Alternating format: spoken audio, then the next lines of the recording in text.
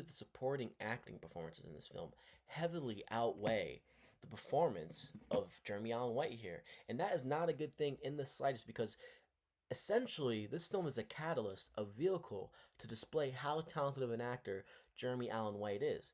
And honestly, the supporting actors heavily overshadow him in my opinion. We get Jeremy Strong in this film, who I love the Succession. I think Succession is the greatest show of all time. That show is terrific. Jeremy Strong is in this film as John Landau. Jeremy Strong is the best part of this movie alongside Stephen Graham, who also is one of the best working actors in Hollywood. He is brilliant in every film and piece of media he does. Stephen Graham and Jeremy Strong are easily the biggest takeaways from this film, in my opinion. We even get David Krumholtz, who is sneakily one of the best supporting actors you can have in any film, whether it's comedy, serious. He's terrific in Oppenheimer. So the supporting actors in this film heavily overshadow the main catalyst of this film, which is Jeremy Allen White.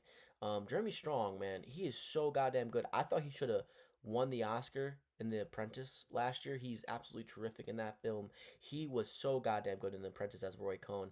And then in this film, he's John Landau, and he's easily the scene stealer. Some of the best scenes in this film feature John Landau and his wife, where John Landau is trying to figure out what's going on with Bruce Springsteen, why he's feeling this way, why he's so adamant about releasing Nebraska and straying far away from his previous works.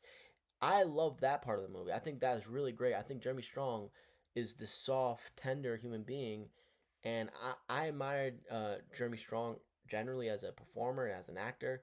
I thought he was the best part of this movie alongside Stephen Graham. Stephen Graham was easily, I'm talking about easily, miles and miles away, the most captivating and most entertaining thing about this film.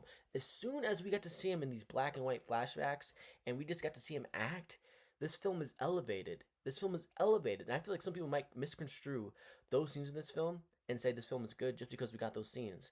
I don't think so. Stephen Graham is brilliant in this film. He is so goddamn good, but the rest of this film lets him down.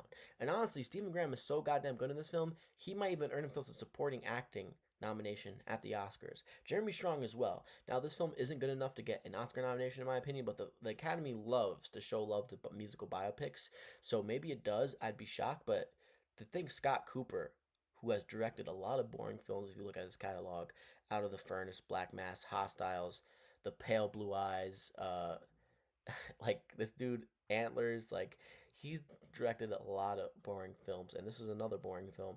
But Stephen Graham is easily the biggest takeaway from this film alongside Jeremy Strong, and they both heavily, I'm talking about heavily overshadow the main catalyst of this film, which is Jeremy Allen White.